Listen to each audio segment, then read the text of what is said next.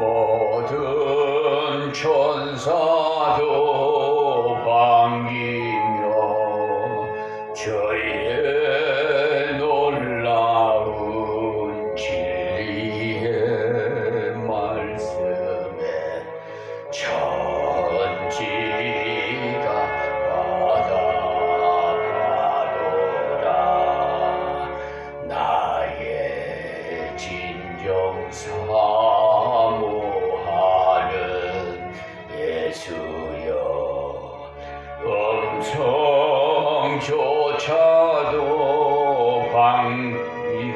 반갑고 나의 생명과 나의 참 소망은 오직 주 예수뿐일세. 나의 기쁨, 나의 소망 되시며 나의 생명이 되신 주, 밤낮 불러서 찬송을 드려도 늘 아신 마음뿐일세.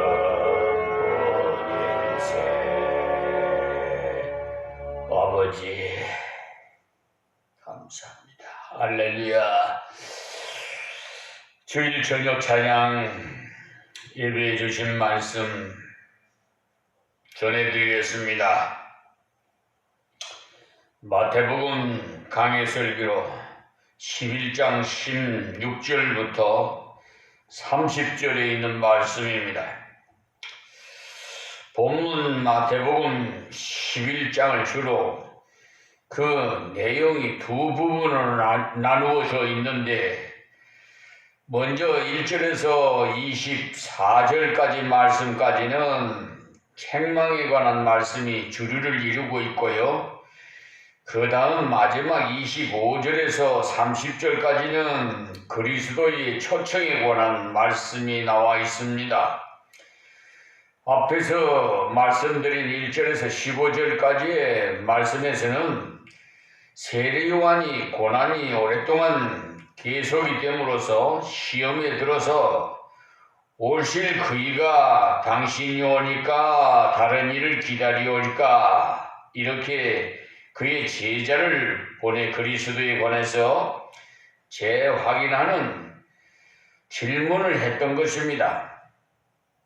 그 전까지는 요한이 자기 제자들에게 예수님을 가리켜서 세상 죄를 지고 가는 하나님의 어린 양이로다라고 확실하게 소개했고, 또 많은 무리들에게 예수님께로 몰려갈 때 자기 제자들에게 선생인 요한의 인기가 하락하는 그런 한간의 추세에 관해서도 섭섭한 마음을 가지고 요한을 찾아와서 랍비어 선생님과 함께 요단강 저편에 있던 자, 곧 선생님이 증거하시던 자가 세례를 주며 사람이 다 그에게로 가더이다.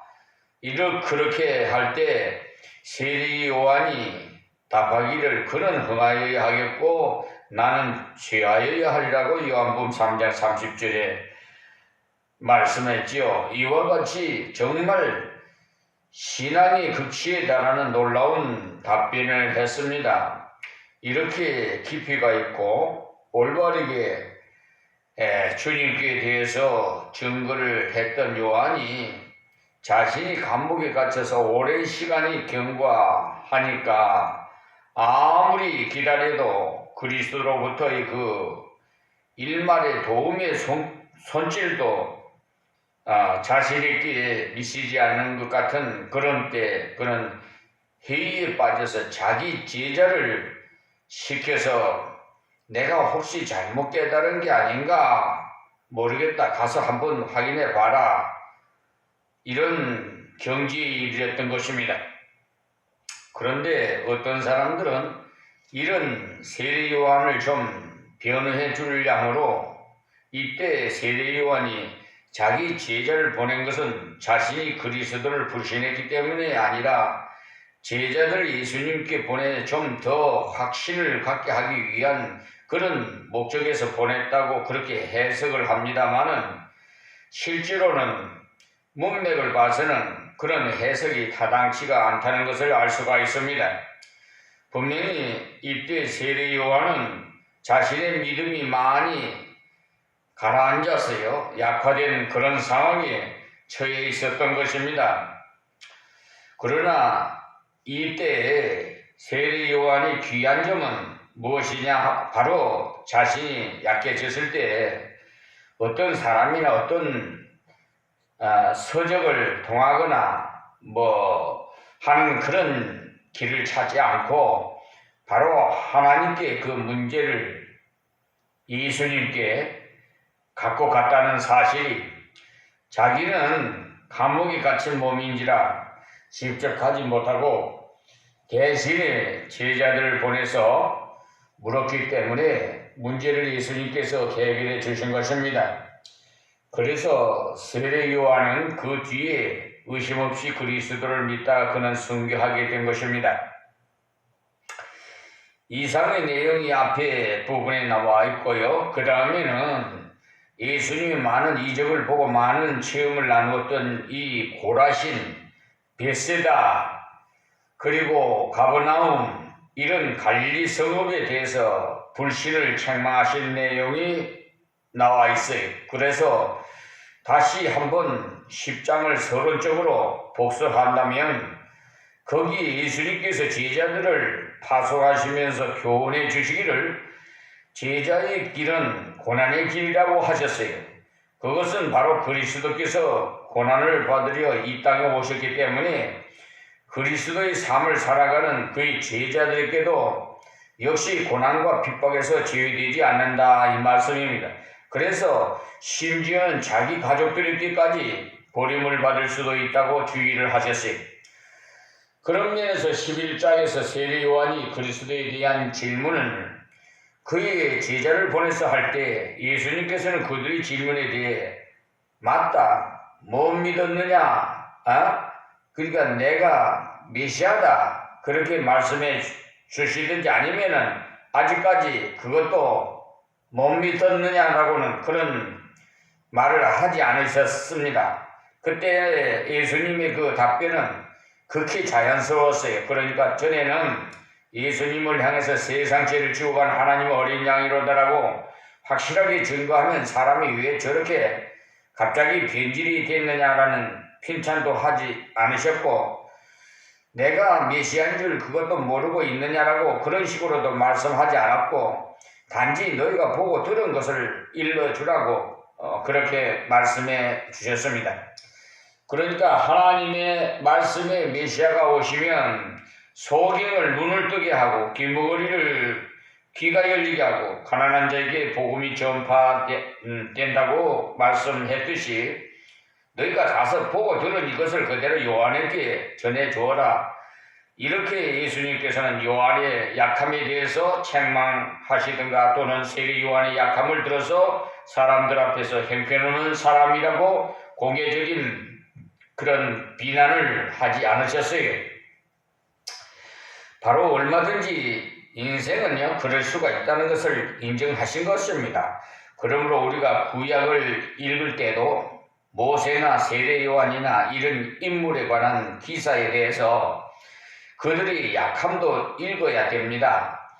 우리는 흔히 이런 소위 말하는 신앙의 위인이라고 일컫는 그런 사람에 대해서 읽을 때 의식적으로 이들의 약함을 읽지 않으려는 그런 경향이 있는 것입니다.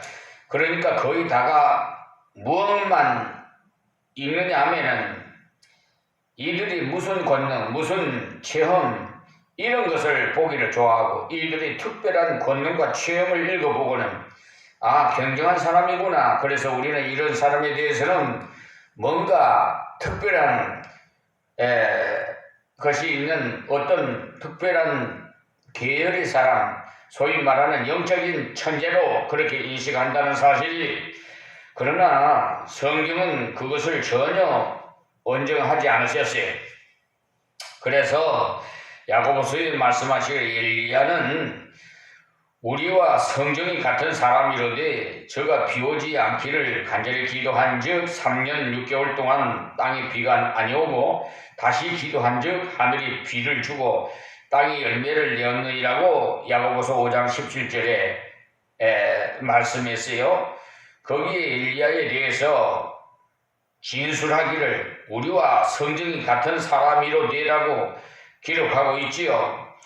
저 역시도 여러분과 같은 성정을 가지고 있어요.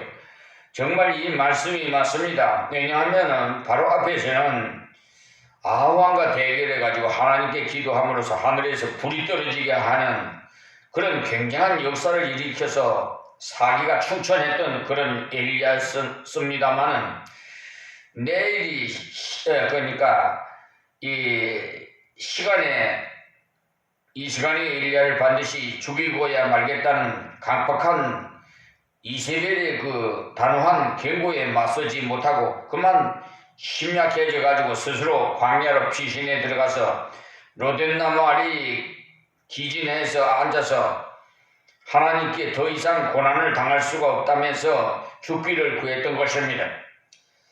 그 말씀이 열왕기상 19장 1절에서 4절에 묵상해 보시면 말씀이 나옵니다. 곧 여호와여 넉넉하오니 지금 내 생명을 취하소서라고. 이것이 엘리야의 이면에 있는 또 다른 진면목, 그러니까 다른 면목이죠. 진짜 그러니까 이 사람들은 전부 무엇인가 하면은 하나님의 도구를 쓰여질 때 하나님께서 같이 하실 때 하나님의 능력이 나타난 것이요, 또 하나님의 능력이 나타난 것이지 인간은 자기의 것이 아니라는 것을 말씀합니다. 때문에 우리 같은 사람에게도 소망이 있는 것이죠. 안 그러면은 영적인 천재들만이 그러니까 주님의 일을 할 수가 있지 우리 같은 사람은 할 수 있겠는가? 그렇지 않다면은 우리들은 이 말씀을 배워봐야 소용이 없는 것입니다. 그 때문에 여기서도 제자의 삶에 대해서 가르쳐 주시고는 세례 요한의 그 질문에 답변하실 때 요한의 그 약함이나 부족함에 대해서 여지없이 깎아내리시거나 하지 않으시고 오히려 너희들이 그럴 수도 있느니라. 즉 인간은 하나님을 바라보지 아니하고 자기를 바라보고 환경을 바라보면 반드시 이렇게 약해진다는 것을 가르쳐 주신 것입니다. 어떻게 그것을 알 수가 있는가 하면은 예수님께서 그렇게 답변해 주시고는 그 사람들을 돌려보냈어요. 그리고 난 다음에 세례 요한에 대해서 많은 칭찬을 하신 것입니다. 바로 너희가 세례 요한을 보러 광야에 나갔느냐, 무엇을 보러 나갔더냐, 흔들리는 갈대를 보러 나갔더냐, 아니면 선지자를 보러 나갔더냐, 그리고 또 좋은 옷 입은 사람을 보러 나갔더냐고, 요사인 말로 바꿔서만 한다면 쇼를 구경하러 나갔더냐 이 말입니다. 그러니까 세례 요한은 갈대가 아니고 부드러운 옷도 안 입었냐, 선지자라는 것이죠. 그래서 세례 요한이야말로 이 세상의 것을 보여주는 사람도 아니고 따라서 구약의 어떤 선지자보다도 더 위대한 선지자라는 것을 말합니다. 왜냐하면 예수님을 직접 가르쳐서 증거한 선지자였기 때문에.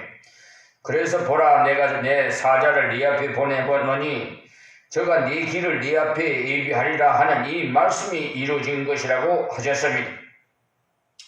그러니까 여기에서 세례 요한이 불신에서 벗어날 수 있도록 그렇게 예수님께서 만들어 주신 것입니다. 그런데 이 세례 요한은 불신에 빠진 가능성이 인간적으로는 있었어요. 그에게 고난이 너무 깊었기 때문에. 그러나 고라신, 베세다, 가버나움 이런 불신의 이유가 없는데 불신앙으로 나갔다는 건데, 그곳 사람들은 주님의 이적을 계속 보아왔고도 또 예수님의 은혜의 말씀을 계속 들어왔는데도 그들은 받지 않고 믿지 않았던 것입니다. 그러니까 이것을 보고 우리가 반드시 알아야 할 것은, 우리 자신이 예수를 믿다는 것은 하나님의 특별한 은총을 받았다는 사실을 아시기 바랍니다. 이때 보시면은 이 베세다나 고라신 가버나움은요, 예수님께서 이적을 그렇게도 많이 행하시고, 그리고 예수님의 그 말씀을 생생하게 직접 들려주었어요. 우리도 어떨 때는요, 그런 생각이 들지요. 뭔가 하면은 직접 주님의 음성을 들어봤으면 얼마나 좋을까. 그러나 직접 들어도 별 수 없어요. 하나님께서는 마음을 열어주지 않으면 아무것도 소용이 없는 것입니다. 믿음의 사람이 스스로는 안 된다는 말이죠. 이때 이 갈릴리 도시 사람들이 그렇게 많이 예수님의 말씀을 육성 그대로 직접 듣고, 그리고 이적을 보고도 믿지 않는 사람이 대부분이었어요. 믿는 사람이 적었습니다. 그래서 예수님께서 적은 무리여 두려워하지 말라, 주께서 너희와 함께 하시느니라고 누가복음 그 당시에 믿는 사람을 가르쳐서 적은 무리라는 것을 강조했습니다. 그때 예수님을 따라다니는 사람이 굉장히 많아 보였지만은 이스라엘 전체에 비하면 아주 적은 숫자에 불과했던 것입니다. 그러니 지금 우리는 베드로 사도의 그 말씀대로 예수를 너희가 보지 못하였느냐, 사랑하는도다 이제도 보지 못하나 믿고 말할 수 없는 영광스러운 즐거움으로 기뻐하니라고 베드로전서 1장 8절에 말씀하신 것을 기억하고 감사해야 합니다. 우리가 이렇게 예수를 믿었다는 것은 하나님의 참 은혜가 아니고는 절대로 불가능한 일이라는 것을 아십시오. 그러니 이런 것을 볼 때 우리 자신은 늘 하나님께서 은혜를 주신 데 대한 감사가 있어야 되고, 또 이런 갈릴리성을 사람들과 같은 굳어진 불신에 빠지지 않도록 날마다 자신을 일깨우는 작업이 필요합니다. 여기 예수님께서 갈릴리 도시 사람들은 신랄하게 책망을 했습니다마는 그 책망을 하신 것으로 끝나지 않으시고 주님께서는 다시 은혜의 초청의 말씀을 해 주셨어요. 그러니 책망을 듣고라도 회개하는 자, 책망을 듣고라도 주님께 나오는 자는 소망이 있다는 것을 아시기 바랍니다. 그러므로 아무리 부패해도 거기서 구원받은 자가 있고, 아무리 타락해도 거기서 건진받은 자가 있습니다. 흔히 우리가 잘못 생각하면 요사이 교회는 다 썩었고 뭐 세상은 전부가 다 막가는 세상이라는 그런 소리를 하기 쉬운데, 그것은 다 인간의 과장된 표현입니다. 마귀는 그런 것을 참 좋아합니다. 바로 끝장났다 하는 것을 제일 좋아해요. 여기까지가 주로 11장의 그 서론적인 내용이고, 이제 1절부터 한번 복습하기로 하겠습니다. 1절에서는 예수님께 이제 제자의 삶을 걸어가면 이렇게 된다고 교훈해 주시고, 제자들을 데리시고 함께 나가서 실제로 주님 제자의 길을 걸어가게 했다는 말입니다. 2절에서 5절까지의 말씀은 세례 요한이 오랜 역경 속에서 믿음이 약해졌을 때 그 문제를 그리스도께서 직접 가져감으로써 더 확실한 은혜를 깨달았던 것입니다. 그러니까 우리 자신의 마음에 의심이 생길 때 그 문제를 자기 혼자서 끌어안고 있어서는 안 되고, 사람들에게 또 물어봐도 소용이 없고 그리스도께 가지고 가야 해결을 받을 수가 있습니다. 지금 같으면 우리는 기록된 하나님의 말씀을 살펴봐야 됩니다. 계시는 말씀이기 때문에 하나님의 말씀을 살펴야 한다는 말입니다. 우리가 믿음으로 걸어갈 때 확신이 상승 기류를 타면서 피크를 이루다가도 갑자기 급강하게 되는 것은 왜 그런가 하면은 하나님의 말씀에 근거한 확신을 하지 않고 체험에 의한 감각적인 확신을 하려다 보니까 그것이 항상 불안정한 것이, 체험이라는 건 항상 있는 것이 아니죠. 항상 뜨거워서 정신없이 그렇게는 안 됩니다. 항상 그러면은 미쳐버립니다. 알겠습니까? 그 때문에 하나님께서 항상 그런 것을 안 좋아하십니다. 아주 굉장한 체험을 했다가도 조용한 자리로 돌아가게 하시, 평범한 자리로 가게 하시, 요사이는 그저 표마다 뜨겁게 그런 추세로 나가다가 보면은 전부 뜨거워야 정상인 줄 아는데 하나님의 말씀에서는 그렇게 계속 뜨겁다는 말씀을 쓰지 않습니다. 우리는 성경에 있는 대로 알고 성경에 있는 대로 체험하기를 좀 구하시기를 바랍니다. 자꾸만 성경에도 없는 것만 체험해 보려고 하면서 성경은 이렇지만 우리는 이보다 더 해야 된다고 하는 사람도 있는데 그것은 결코 교만이 써 나옵니다. 우리의 표준은 언제나 성경입니다. 그러니까 지금도 우리가 확신을 옳게 하려면은 하나님 말씀에서 확신을 가져놓으면 혹시 우리가 심령이 좀 약해지거나 또는 생활 속에서 실패가 있을 때도 그 말씀을 다시 찾아보면서 확인할 수가 있기 때문에 전혀 그런 실망에 빠지지 않습니다. 그러나 하나님의 불완전한 감정에 의한 체험을 가지고 확신해 놓으면 변화무쌍한 그런 감정만큼이나 늘 불안한 것이죠. 그래서 어떤 사람은 어디 가서 안수를 한번 받았더니 무엇이 꽉 임하더라고 하는데 이런 식으로 해놓으면 그저 조금만 일이 안 되고 문제가 생기면 전지가 다 소모된 양, 배터리가 다 소모된 양 말이에요.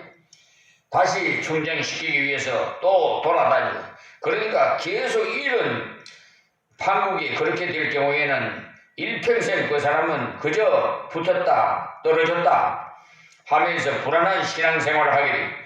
복음을 바르게 믿었다면 구원은 받겠지만 하나님 앞에서는 충성된 종이 될 수가 없어요. 충성이라는 것은 바로 변함없이 하나님 앞에서 걸어가는 것을 말합니다. 그런데 여기 세례 요한은 그 문제를 예수님께 갖고 갔기 때문에 이렇게 확신을 회복할 수가 있었죠. 그리고 예수님께서 말씀해 주신 것도 무엇인고 하면 세례 요한이 이미 다 알고 있는 것을 말씀해 주셨어요. 세례 요한이 이 소식을 벌써 다 들었던 것입니다. 다 벌써 알았어요. 바로 소경을 보게 한 것, 귀머거리를 듣게 한 것, 가난한 자에게 복음이 전파된 것 전부 다 전에 들었던 거죠. 그런데도 나에게는 이렇게 되어 자기 제자를 예수님께 물으려 보내게 된 것입니다. 그러니까 다른 사람에게는 많은 은혜와 복을 주시는데 나는 왜 주님의 위에 산다고 살았는데 왜 나에게는 특별한 간섭을 하시어 감옥을 척 열고 보내준다든지 아니면은 헤롯을 싹 죽게 만들든지 그렇게 하지 않으시고 나를 이렇게 고통 속에 방치해 두시는고 이렇게 고민에 빠지게 된 것이죠. 지금도 많은 사람들이 바로 이런 이유로 인해서 딜레마에 빠지는 그런 경우가 있어요. 그래서 우리가 꼭 조심해야 되는 게 무엇인가 하면은 자기가 구원받고 은혜받은 그것이 자기가 무엇을 했기 때문에 그 공로에 대한 대가로 주어진 것이라고 생각하는 거기에서 거의가 다 딜레마에 빠지게 되는 것입니다. 그러니까 대가의식이라는 것은 함정에 빠지게 되면 기도할 때도 내가 이만큼 하나님을 위해서 일했는데 하나님이여 나에게 안 주고 되겠습니까? 이렇게 나가니까 하나님께서 그것을 보고는 절대 안 주시는 것입니다. 그것을 보고 주신다면 그것은 결코 은혜가 아니 장사가 되죠. 그러니까 하나님과의 장사를 한다는 것은 하나님 내가 이만큼 했으니까 이만큼 돈을 내 주십시오 라는 그 식이기 때문에 그러니 이것이야말로 하나님 말씀과는 전혀 맞지 않는 것이죠. 그래서 시편을 연구할 때 다윗의 기도에서 공통적으로 발견되는 것은요 항상 무엇인가 하면은 주여 긍휼히 여기소서 바로 자기는 아무 자격이 없다는 것입니다. 우리는 성군 다윗이 그토록 하나님을 위해 충성했으나 그러나 다윗이야말로 내가 하나님을 위해서 이런 일을 했는데 보십시오 이렇게 하지 자기 업적을 들어서 기도했다면 좀 어울릴 것 같은데 다윗은 전혀 그런 말을 한마디도 쓰지 않았어요. 그러므로 우리가 기도할 때 하나님께 나가는 태도가 바로 되어야 합니다. 하나님께 나가는 태도가 잘못되면은 여기 세례요한까지라도 이렇게 위대한 선지자라도 할지라도 이런 딜레마에 빠져서 됩니다. 그러니 지금 이 세례요한이 바로 그러한 이유로 인해서 믿음이 흔들리는 것이 어디서 흔들리느냐 하면은 바로 자기는 주님을 위해 할 사명을 다 했는데 주님은 자기에게 응답해 줄 것을 안 해주는 것 같다. 다른 사람은 무슨 병도 고쳐주고 이적을 일으키는 등 주님이 권능을 행하고 있는 것을 다 알고 있는데 그런 큰 권능이 있는 예수님께서 나에게는 왜 권능으로 감옥에서 끌어내서 극적인 석방을 감행하지 않는가 이것이죠. 결국 이렇게 되면 인간은 얼마든지 마음에 불평할 수밖에 없습니다. 그러나 주님께서는 하나님을 위해서 일한 너희 공로 때문에 나를 구원하고 그런 것 때문에 하나님께서 너를 쓰시는 것이 아니라고 하십니다. 그러니까 우리는 하나님의 은혜로 비롯된 복음에 대한 은혜의 의식의 반응이 아닌 자꾸만 종교적인 반응을 하려는 그런 경향이 많이 있어요. 기독교는 종교가 아니고 복음입니다. 종교라고 하는 말이 원래는 원어의 뜻이 하나님을 위해서 일한다는 뜻이에요. 그러니까 세례요한일지라도 종교적으로 돌아갔을 때는 주님의 은혜에 대해서 회의에 빠지는 신앙의 그 위기를 맞게 되는 것이 지금도 가만 보면 종교적인 그런 분위기가 있는 천주교가 현대인의 취향에 잘 어울린다는 해서 성당을 많이 찾고 있다고 합니다. 그들의 말은 개신교에서 가면은 떠들고 시끄러워 종교적인 분위기가 전혀 없고 천주교에 가보면은 조용한 분위기가 무엇인가 있어 보이더라고 하는 이것이 바로 인간의 종교적인 본성인 것입니다. 인간은 지성이면 감천이라고 해서 뭔가 지성스럽게 하면은 하나님 무엇을 해준다고 그러면 전혀 거부감이 오지 않고 인간 이성이 잘 조화가 되는 것이죠. 그러나 하나님께서는 그런 것을 전혀 인정하지 않습니다. 그래서 의인은 믿음으로 살리라 이렇게 말씀하셨죠. 의인은 행함으로 살리라고 하지 않으셨습니다. 의인은 착실함으로 살리라고도 하지 않으셨어요. 그러니 이때 세례요한도 바로 거기에 약간의 그 약점이 있었어요.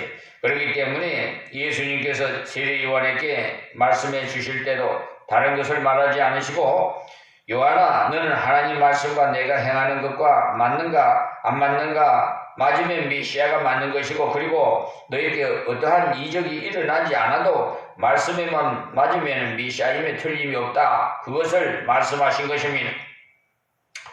그러니까 세례 요한은 그 메시아를 믿을 뿐이요 그 메시아를 믿고 그 메시아를 증거할 뿐 그것으로 요한의 사명은 다 한 것이라는 말입니다. 그러니까 요사이도 보면은 하나님께서 자기의 기도를 들어주면은 하나님께서 살아계신 줄로 믿겠다는 그런 소리를 하는 사람이 있는데 그것은 꼭 하나님과 무슨 내기를 하는 것으로 생각하는 것 같아요. 하나님께서 그런 것을 결코 허용하지 않습니다. 그런 식으로 기도하다가는 실망한 사람들이 우리 주위에 얼마나 많은지 몰라요. 왜냐하면 하나님께 대한 잘못된 태도로서 잘못되게 구해놓고는 그렇게 구해봐도 아무리 기도해도 안 주니까 이제 하나님을 믿지 않겠다고 말하는 것입니다. 그러니 여기 예수님께서 세례 요한에게 가르쳐 준 것이 다른 것을 가르쳐 주시지 않고 다 알고 있는 것, 다 듣고 있는 것, 그것을 말씀해 주신 거예요. 그거는 바로 그리스도를 그러니까 말씀을 중심에서 믿으라는 것입니다. 그리고는 그들을 돌려보냈어요. 그 다음에 6절의 말씀에서 예수님께서 요한의 제자들을 불러서 보내시고는 난 다음에 말씀하기를 누구든지 나를 인하여 실족하게 하지 아니하는 자는 복이 있도다라고 했어요. 왜냐하면 이 말씀을 하시느냐 하면은 바로 세례요한까지도 약간 실족했다는 이 말씀이에요. 그러니까 인간적으로는 거대하로 그리스도를 바라보면 안 된다는 거예요. 즉 나에게 이렇게 해 주시는 것을 보니까 주님이 어떻다, 뭐 이렇게 하면은 안 된다, 이런 것이에요. 그러니까 이 말씀을 대하는 여러분들이 생각에 자기의 원하는 것이 아니라서 실망되는 그런 생각이 들지 않습니까? 우리는 예수님께서 나의 생각대로, 나의 원대로 착착 이루어 주시면서 예수님이 하나님의 아들이란 증명이 될 것이라는 생각이 들기 쉽기 때문에 예수님께서 나를 인하여 실족하지 아니하는 자는 복이 있도다는, 즉 그리스도를 인간적으로 기대로 바라보면 꼭 실족할 가능성이 있다고 가르쳐 주시는 것입니다. 왜냐하면 하나님께서 우리 인간 생각대로 해 주신다고 하면은 실망하지 않겠지만은, 하나님께서 내 생각대로 주시는 것이 아니라 하나님 당신의 뜻대로 주시기 때문에 우리는 흔히 실망을 하는 것입니다. 그러니까 우리가 기도하더라도 하나님께서 주시지 않는 것도 들어있다는 사실을 알고 기도하시기 바랍니다. 기도한 대로 다 주신다고 생각하다가는 실망하기 쉬워요. 어떤 사람은요, 기도는 구하는 대로 다 이루어지는 만능이라고 하시는데, 그것은 기도를 마치 부잣방망이로 가르치는 것입니다. 부잣방망이는 두드려지는 대로 다 나오지만은 기도는 구해도 안 주는 것이 많이 있어요. 그러니까 우리가 사람의 기대를 따라서 하나님을 바라보지 마십시오. 그러니까 하나님의 말씀을 통해서 하나님을 보아야 하는 것입니다. 다음 7절에서 11절까지 내용은 다음 시간에 말씀드리겠습니다. 하나님 고맙고 감사합니다. 주실 말씀 증거하였사오니 듣는 자들이 은혜되게 하여 주시옵시고, 다 하나님 앞에 충성하는 배남이 없는 믿음을 소유해서 하나님 앞에 영광 돌릴 수 있도록 도와주시옵소서. 또한 이방인도 구원해 주시옵시고 이북의 우리 동포도 구원해 주셔서 모두가 하나님께 영광 돌리며 평화스러운 나라 통일이 되게 하여 주시옵소서. 예수님의 이름으로 기도합니다. 아멘.